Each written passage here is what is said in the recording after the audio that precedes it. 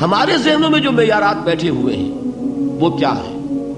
کامیابی پیسے سے ہے، کامیابی جائیداد سے ہے، کامیابی کاروبار سے ہے، کامیابی شہرت سے ہے، کامیابی اقتدار سے ہے. یہ معیارات ہیں. جو جتنا دولت مند اتنا کامیاب، جو جتنا مشہور اتنا کامیاب، جو جتنا پاپولر اتنا کامیاب، جو حکومت پر پہنچ گیا کامیاب، جس نے بڑا کاروبار جما لیا کامیاب، جس نے بہت جائیداد بنا لی کامیاب. یہی ہے اصل میں ساری بس کی گانٹھ. جو تصور کامیابی کا ہوگا اسی کے مطابق آپ کی بھاگ دوڑ ہوگی، اسی کے لیے جد و جہد ہوگی، اسی کے لیے توانائیاں صرف ہوں گی، اسی کے لیے دن رات کی مشقت ہوگی. یہ ہے اصل شے جس کی یہاں نفی ہو رہی ہے. کامیابی دولت سے نہیں، کامیابی شہرت سے نہیں، کامیابی اقتدار اور طاقت اور حکومت سے نہیں، بلکہ کامیابی ہے ایمان سے، عمل صالح سے، تواصی بالحق سے، تواصی بالصبر سے. آپ غور کیجئے اس نقطہ نظر کا، اس ایٹیچیوڈ کا، یہ جو مینٹل ایٹیچیوڈ ہے اس کا بدل جانا ہی انسانی شخصیت کے اندر انقلاب برپا کرے گا. اب آپ کا نتیجہ کیا نکلا؟ اگر تو دولت سے کامیابی ہوتی تو قارون بہت کامیاب تھا، اگر حکومت سے کامیابی ہوتی تو فرعون اور نمرود بہت کامیاب تھے. کامیابی ان سے نہیں ہے. کامیابی انسان دولت میں قارون کی دولت تک پہنچ جائے اور دنیا میں دبدبہ اور اقتدار اور سلطنت اور حکومت کے اعتبار سے وہ نمرود اور فرعون کا مقام حاصل کر لے، وہ ناکام ہے، خائب ہے، خاسر ہے، برباد ہے. اور ابو ذر غفاری کامیاب ہے، چاہے ان کے پاس کچھ نہیں تھا، جھونپڑی تک نہیں تھی، کوئی گھر نہیں تھا. حضور نے فرمایا ہے اللہ کے کچھ بندے ایسے ہوتے ہیں جو کسی محفل میں جانا چاہیں تو انہیں اجازت نہ ملے، جو کہیں اگر رشتہ کرنا چاہے کوئی ان سے رشتہ کرنے کو تیار نہ، کہیں کوئی سفارش کرنا چاہے تو ان کی کوئی بات ہی نہ سنے. لیکن اللہ کے ہاں ان کا وہ مقام ہے کہ اگر بھولے سے بھی کسی بات پر قسم کھا بیٹھتے تو اللہ ان کے قسم کی لاج رکھتا ہے. یہ ہے فرق. یہ جان لیجیے اچھی طرح. اس بات کا مان لینا آسان، اس پر سبحان اللہ کہنا آسان، لیکن اس کے مطابق آپ کے اپنے ذہن کا بدل جانا بہت مشکل. اس لیے کہ ہم متاثر ہوتے ہیں اپنے ماحول سے. وہ بڑا محل ہے، دیکھ کر ایک دفعہ جھجری آتی ہے، وہ بڑی سی 20 فٹ لمبی کار سناٹے کے ساتھ آپ کے پاس سے گزر گئی. ایک دفعہ اعصاب کے اندر ارتعاش ہوتا ہے، محسوس ہوتا ہے بڑے یہ نصیبے والے لوگ ہیں، بڑے خوش نصیب، بڑے کامیاب. حالانکہ کچھ معلوم نہیں کہ یہی سب سے بڑی بد نصیبی ہو سکتا ہے کہ یہی سب سے بڑی ناکامی ہو. اگر ذہنوں میں یہ بات بیٹھ جائے کامیابی کس شے سے.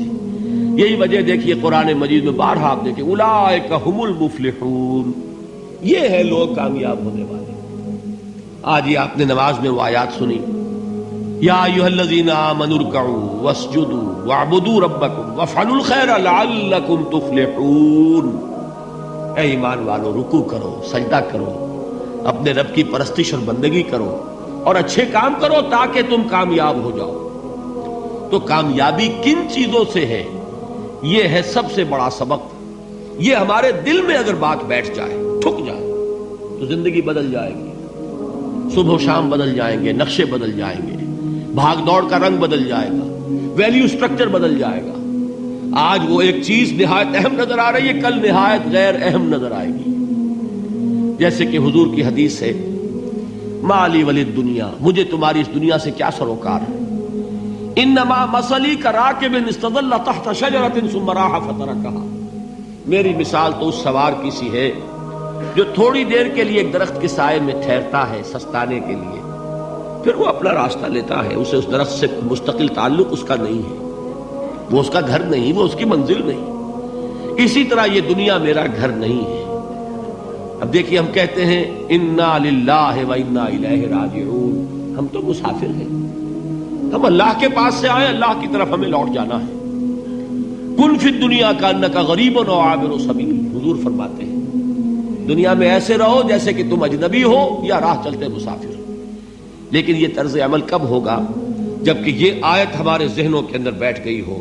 والعصر ان الانسان لفی خسر الا الذین آمنوا وعملوا الصالحات وتواصوا بالحق وتواصوا بالصبر. یہ ہے اصل بات جو میں نے عرض کیا تھا کہ میں بتاؤں گا صحابہ کیوں ایک دوسرے کو یاد دلاتے تھے. اس لیے کہ دیکھیے جیسے برف باری اگر ہو رہی ہو، آپ باہر نکلیں گے تو برف آپ کے کپڑوں پر جم جاتی ہے نا، تو آپ جھٹکتے ہیں کپڑوں کو تاکہ برف ہٹ جائے. ہمارے ایمان پر اس دنیا میں رہتے ہوئے جب ہم متاثر ہوتے ہیں ماحول سے تو گردہ آ جاتا ہے، برف پڑ جاتی ہے، اس کو جھٹکتے رہنے کی ضرورت ہے. اور وہ جھٹکنے کی بہترین اور مؤثر ترین شکل یہی ہے کہ یاد رکھو کامیابی ان چیزوں سے نہیں ہے. چمک دمک جو ہے دنیا کی، یہ ساری چمک دمک جو تمہیں رجھا رہی ہے، جو تمہیں اپنے اندر گم کیے ہوئے. یہ لفظ گم پر اقبال کا وہ شعر یاد آ گیا کہ کافر کی یہ پہچان کے آفاق میں گم ہے، اور مومن کی یہ پہچان کے گم اس میں ہے آفاق. تم گم نہ ہو کر رہ جاؤ، اس میں مبہوت نہ ہو کر رہ جاؤ، مرعوب نہ ہو کر رہ جاؤ. دنیا ہی کی محبت تمہارے اوپر ڈیرے نہ ڈال دے، تمہارے دلوں کے اوپر مسلط نہ ہو جائے.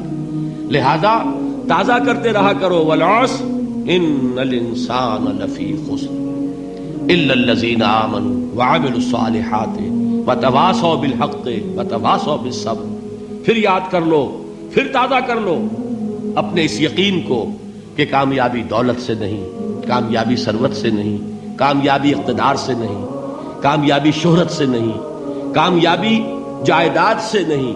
کامیابی ہے ایمان سے، کامیابی ہے عمل صالح سے، کامیابی ہے تواصی بالحق سے، کامیابی ہے تواصی بالصبر سے. یہ چار چیزیں ہیں کہ جو کامیابی کے لوازم